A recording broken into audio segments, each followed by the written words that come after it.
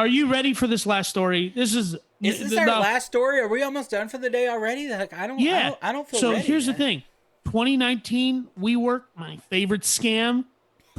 This is a 2020 story, but we'll call it a 2021 story. KFC, I ate. By the way, don't like eating there, just saying. Oh, come on, man. What is it? Yep. The 11 original spices? That is some 13 herbs and spices. It's good, man. It is. Their original chicken is good stuff. It's gross. And let me tell you something. As a big person, there are certain expectations that are put on you by this world. And one of them is that you like all sorts of junk food. I will say I'm a big person of exquisite taste. No, he's not. And yeah.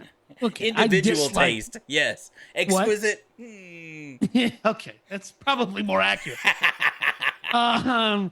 KFC, yes, is coming out with their own gaming console. Woo! Yeah. As you know, console wars are heating up. No. Not just a gaming console. What else is it? The chicken warmer. It is a chicken warmer. It's a gaming console that is also a chicken warmer, right? And here now, it doesn't both work at the same time. You can't. It doesn't? No, I looked it up. Okay. Like, again, I'm a nerd. I'm a data nerd. I'm a tech nerd. So Danny sends me this story, and it's like, okay, KFC coming out with a gaming console, which, believe it or not, this is not the food industry's first round in getting into gaming. Food industry has actually been in gaming for decades. Ever since gaming has been created. The Noid, if you remember the Noid from Domino's Pizza, the Noid was a television commercial. It was a little cartoon character with bunny ears or whatever. Was one of the greatest games that came out the year that it came out. It was made by Capcom, specifically for Domino's. Right, where he ran a skateboard and stuff like that. So food has been in the gaming industry for a long time. They've done a lot of really great stuff. So people think it's weird, but it's not unusual. Now, when I say I'm also a gamer, I'm a game nerd and stuff like that. So what did I do? I went and looked up and made sure of two things. Is this a real thing? Which it is. What are being a gamer, what are the stats on this? Now, Danny, I know you're not a gamer, right? But you like technology. Okay, you've heard commercials this Christmas, right? PS5, Xbox Series X, right? Or whatever. Yep. This KFC gaming console, better technical stats than either one of those. Okay. It's not technically a console, though. It is just a KFC computer. It's a computer, right? Computer, now, it's got no CD drive or whatever. Who knows what games are going to be compatible. But my point is, it might just be compatible with Steam. From a technical standpoint, right? Yeah. 28 core processor. Okay. The gaming card that's said to be in it is a $2,000 gaming card by itself. That doesn't count anything else in it. So 28 core Intel Xeon processor with the RTX 390 in it. Those two items all by itself are thousands of dollars. What they're thinking about $2,000 for this thing. $2,000 for this thing. Limited series kind of a thing, right? They're not going to make a ton of them, but $2,000 for what is essentially all gaming systems are essentially just really massive computers, right? Yeah, that's what they are. At this point, they are. Yeah. But so my question is always I love stories like this because who out there, is buying a KFC branded computer, right? Gaming system, and for $2,000, like. Who's buying it? Here's what I thought was interesting. I'll be honest with you. I did not realize that the chicken warmer, I just assumed one thing. Huge 28 core Xeon processor. It's a 3090 Ti video card. My assumption was this thing is going to let off so much heat. They're just going to exhaust the heat into a chamber that warms up your chicken. That's what I assume. That would make sense. But no, you can't run them both, because I thought the same thing. How in the hell are you going to warm chicken? I mean, because that's the whole thing about gaming systems anyways. They get hot, right? Yeah, that's the thing. I have a gaming laptop, and in several of our podcasts, you can hear it in the background going... Yeah, like a jet. A jet engine, right? And these 390 Ti, these cards get super hot. They get really fans. Hot. 7. 7 fans on these things because they do, right? And Processing that's why power you got heats. liquid cooling computers. That's why guys make them because Exactly. So so the stats on that, but again, who's buying the? I don't care whether they make 500 of these or 50. Somebody is buying it. They will sell out. I know, and that to me is like I wonder. There's a level of I wouldn't call it trolling, but troll marketing to this that is like he's just gonna develop that kind of like supreme hype. Like, dude, they only got Nike only made 50 of these Air Force Ones with the barf of Michael Jack with the hair from whatever it is, like this weird combination of things, and like that's what I wonder if this is. Dude, if it doesn't sell out and they end up knocking the price down, I'm buying one just because Oh, in it'll 10 or sell. 15 years, Dude, a somebody's couple going of to be months like, back, and this is round 2. This must be a marketing plan for them. A couple of months back, they came out with a specialty Xbox controller, KFC Xbox controller. It was a normal Xbox controller wrapped in a KFC specific branded. They only made it a limited edition of them, sold them like that, and they were hideous. They were hideous. And I guess maybe in my mind, if you said Taco Bell, okay, I get it. Taco Bell has a very specific audience. There was those kids that went out and did their senior pictures at Taco Bell. Like the girl had done her senior photos at Taco Bell. And then she later ended up modeling for Taco Bell, which you tell a guy like me, a model at Taco Bell, you got my attention. But I'm just saying like that Taco Bell makes a lot of sense to me. You tell me Whataburger, In-N-Out. These feel like fast food brands that have a very specific audience, okay? right. I, to this day, only purchase Whataburger spicy ketchup in my home, all right? Good I for don't you. want that That's Heinz some garbage. amazing stuff, man. It is. It's really good. But I'm just saying, I just never thought that KFC had this kind of audience. But if they do, God bless them. Well, and look, this kind of goes back again. We're a business podcast. We're an entrepreneur podcast. Earlier in the podcast, we were talking about how you can build a business around doing good things for your community. This is another thing. You can build a business around really crazy, unique, niche kind of stuff. Because guess what? KFC just had to put this out there. Hey, we're going to make a gaming It could be the largest piece of crap on the planet. It didn't have to have all these tech specs. That's just a bonus for them. And what does it do? You and I are sitting here talking about KFC's gaming console. They have spent probably no marketing dollars on this. In comparison to PS5, to Xbox Series X or whatever. They just have to throw this out there and people will talk about it until it comes out. Yeah, but does that in this particular scenario, it might translate into sales of the console because what you just described to me, like, or what you've described as with the specs, who cares about the chicken warmer? I might just scrap the chicken warmer part of it and just buy it because it's a good machine. Right. But I'm just saying, good marketing doesn't always lead to sales, right? It doesn't always translate to sales. I'll give you an example. Do you remember this company called Kmart? Yes. Came out with an ad. It was probably, between 5 to 10 years ago. And it was Ship My Pants. Because they were saying, we do online sales now. We're an e-commerce company. Ship My Pants is one of the funniest ads I've ever seen. I think about it. Every random once in a while, I'll think about it. I'm going to have to look this up. I don't remember. And again, I worked for Kmart. Kmart. Got the pants you can wear. I worked for Kmart back in the day. Okay, that was one of my first jobs. Okay, so I worked for Kmart, so I was with Kmart right back in the day, and I don't remember a Ship My Pants. I understand. Yeah. Ship My Pants. With a P. Ad. Ship My Pants. But I don't remember this ad. I'm gonna have to look this up. Yeah, it's 5 to 10 years old. It's not older than that, but it was a funny ad. But let me tell you something.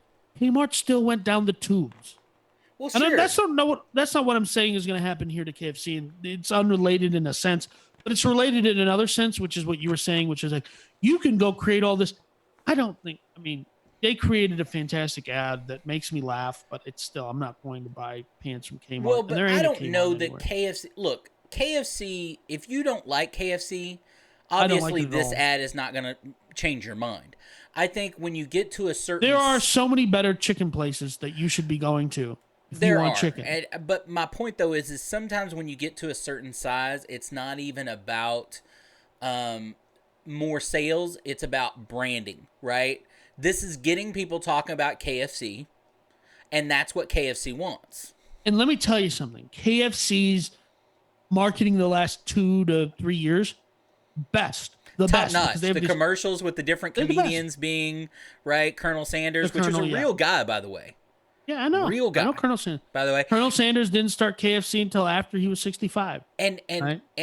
speaking of entrepreneurship, if you don't know the story behind Colonel Sanders and KFC or what, You should go learn about check it. it out because it is a hard luck story that you know what I Yeah. mean in the beginning and stuff like that. And the guy who came up with him, who helped him launch and become this big now they are one of the largest international franchises, right? Because if there's one thing the US is good at exporting, it's diabetes. Absolutely, Obesity. 100%. But was Dave Thomas of Wendy's. Yeah. And Wendy's is a franchise. So the only reason you're getting smoked out with your boys and getting a 4 for 4 is because of KFC, because of Kentucky Colonel. Just had to open a. Well, but again, we love entrepreneur stories and stuff like that, and obviously this is a very successful one the second time around for him. You know what I mean? But that's a great story, and it's amazing when you really start looking at some of these older companies that have been around, especially franchises or whatever, that there were a lot of fingers and a lot of different pies, right? This works this way in business. Look, again, this is you want to know one truth about business that I've learned through my 43 years of existence on this life. And I used to bang against this because I grew up, we talked about Tony Robbins before, I grew up dirt poor. I came from an impoverished family that I don't look like it now, but didn't always know where our next meal was coming from. Or now you kind of look like it now. Or we went and killed the chicken that we had that day, right, on the ranch.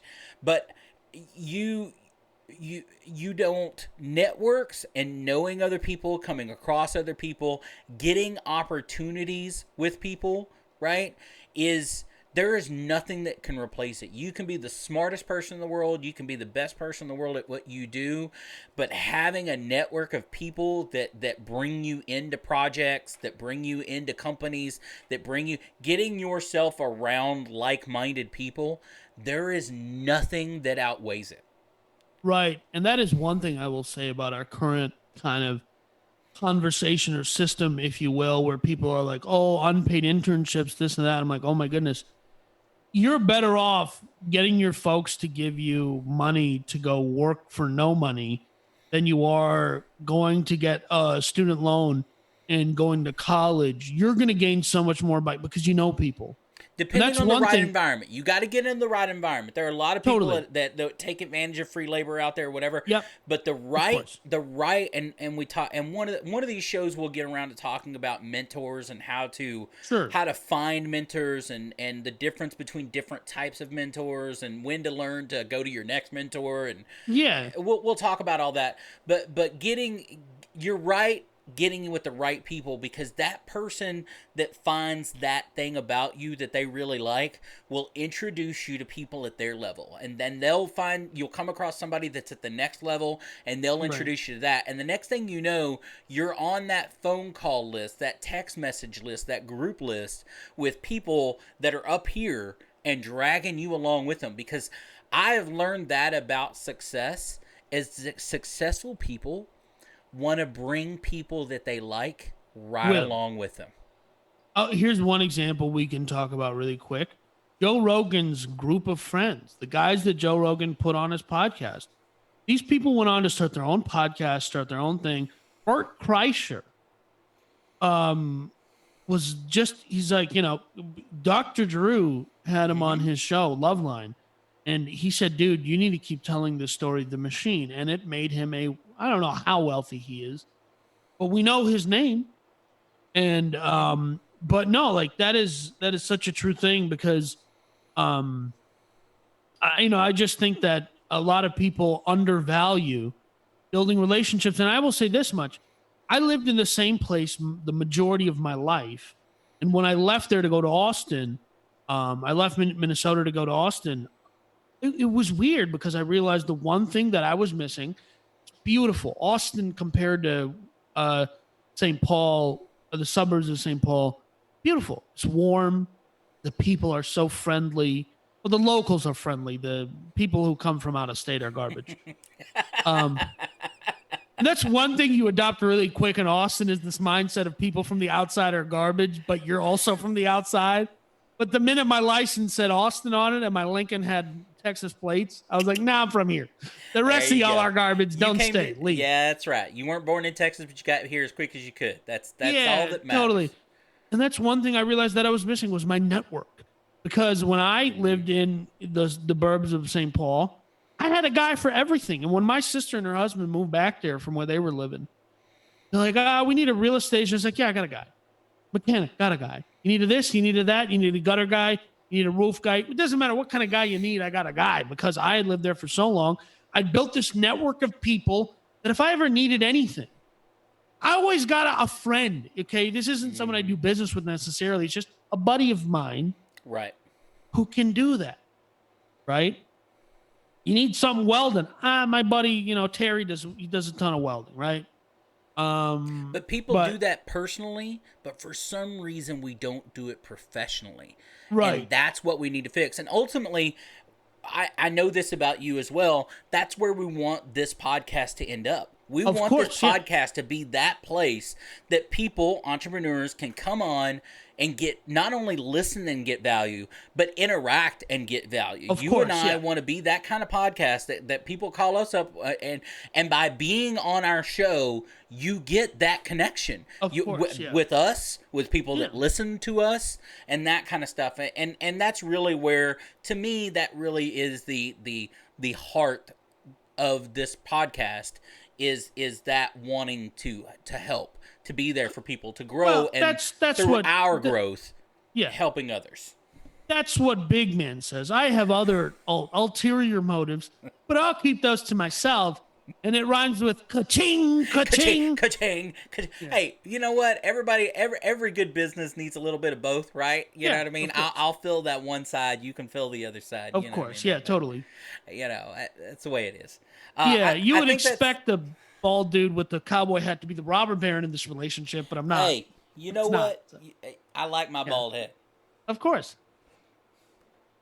But this was good. I think, does that cover everything, Big Man? Do you have anything else you want to complain about today, right?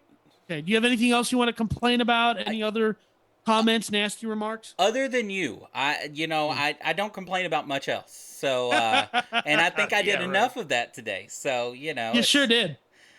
All right. Folks, as always, remember that we encourage you to interact with this show. If you have a business question, if you have something that you would like us to research and give you our answers on and talk about and that kind of stuff, we would be happy to see them and read them, or at least I would be. I'm not telling you we're going to answer any of them because Danny sometimes just gets really mean about it and that kind of thing. But please comment, like down below, or wherever you may be listening to this. Subscribe. And listen, if you are watching this on YouTube and you hate looking at our cherubic faces, you can listen to us wherever podcasts are delivered. I am very handsome for a large man, just by the way. I know. My sister always says, he's so cute with his dimple. She's an unbearable human being, but baby she blues, gave me a net. Baby blues. And if you are listening to this on an audio platform, did you know we're on YouTube? You can see our cherubic faces. Yeah, that's right. So you can get us in all kinds of different ways, is all I'm saying. That's correct. All right, Bubba. I appreciate you. We like you. All that kind of stuff, and we'll talk to you next time around. Is that it, Danny? All right, folks. Bye now.